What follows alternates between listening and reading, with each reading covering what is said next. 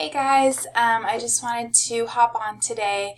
I know I usually post something on Mondays, but I was a little bit under the weather yesterday. I just wanted to hop in and let you know that as we kind of move into this module, we are going to start working on our first sort of essay, right?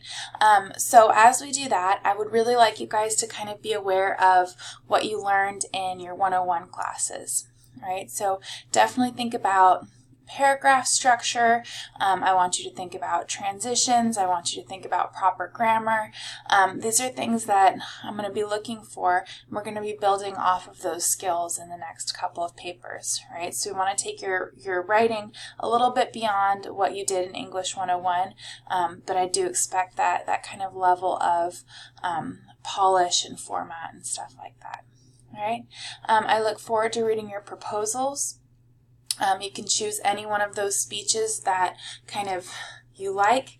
If there is a speech out there that you're really interested in looking at, go ahead and shoot me an email and we'll see if we can kind of work it into the assignment and use that one instead.